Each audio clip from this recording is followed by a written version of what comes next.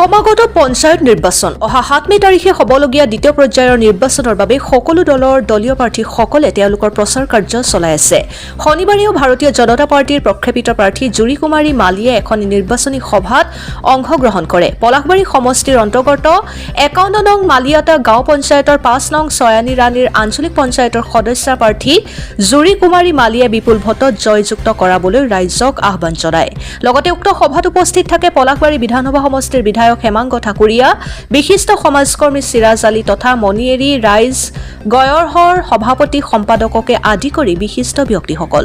সভাৰ ভাষণত বিধায়ক হেমাংগ ঠাকুৰীয়াই আগন্তুক পঞ্চায়ত নিৰ্বাচনত বিজেপি মিত্ৰজোঁটৰ মনোনীত প্ৰাৰ্থীসকলক ভোট দিবলৈ ৰাইজক আহ্বান জনায়। মিৰ্জাৰ পৰা আবিদুৰ ৰহমানৰ ৰিপৰ্ট, অৰুণোদয় আছাম। মোৰ নাম মিছ ৰেহনা বিবি। মই মালিয়াটা গাঁও পঞ্চায়তৰ 10 নং ৱাৰ্ডৰ মনোনীত প্ৰাৰ্থী। মই এবাৰ পদুম ফুলৰ চিনত প্ৰতিনিধিত্ব হিচাপে ওলাইছোঁ। ৰাইজৰ সঁহাৰি বহুত ভালে। আজি মিটিংখন হ'ল, গোটেইখিনি মানুহে ওলাই আহিছে আৰু মই 100% জিকিম বুলি আশা কৰিছোঁ। এইখিনিয়ে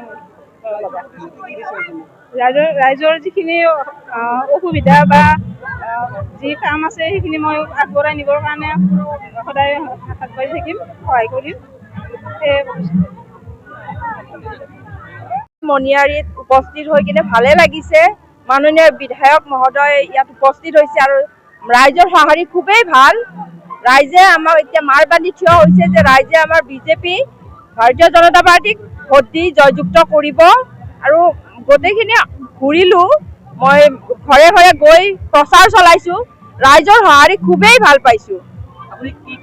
মই আঞ্চলিক সদস্য মই ৫১ নম্বৰ মালিয়াটা পঞ্চায়তৰ পৰা খেলিছোঁ।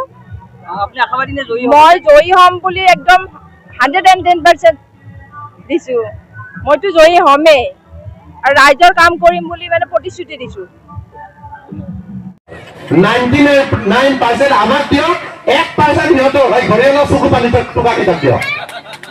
1% এই ঘৰিয়ালৰ চকু পানী পতা টকা এই কংগ্ৰেছক দিয়ক। 99% আপোনালোকে আমাৰ বিজেপিক দিয়ক। এইবাৰ আপোনালোকে চাই লওক আপোনালোকৰ এই অঞ্চলৰ পৰিৱৰ্তন হয় নে নহয়। আৰু তৎসত্ত্বে আপোনালোকে জুৰি মালি আমাৰ একমাত্ৰ প্ৰাৰ্থী পদুম ফুলৰ প্ৰাৰ্থী জুৰি মালি ডাঙৰীয়ানীক 99% ভোট দিয়ক।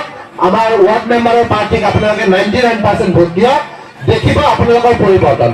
তৎসত্ত্বে যদি পৰিৱৰ্তন নকৰোঁ 26ত মোক ভোট দিব নালাগে। আপোনালোকে নবলে ডাইৰেক্ট কৈছে 26ত মোক ভোট দিব নালাগে। আপোনালোকে এবাৰ মৰম কৰি চাওক, এবাৰ মৰম কৰি চাওক। আপোনালোকৰ বিধায়ক হেমাংগ ঠাকুৰৰ ওপৰত বিশ্বাস কৰি চাওক।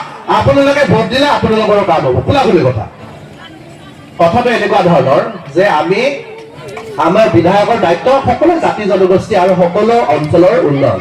কিয়নো আমাৰ এটা অঞ্চল যাতে পিছপৰি নাথাকে, সকলো অঞ্চলৰ উন্নয়ন হ'ব লাগে। আৰু সকলো উন্নয়ন কিয়নো মাননীয় মুখ্যমন্ত্ৰী ডক্টৰ হিমন্ত বিশ্ব শৰ্মা ডাঙৰীয়াই অসমখনক শ্ৰেষ্ঠ 5খন ৰাজ্যত বিচাৰিছে।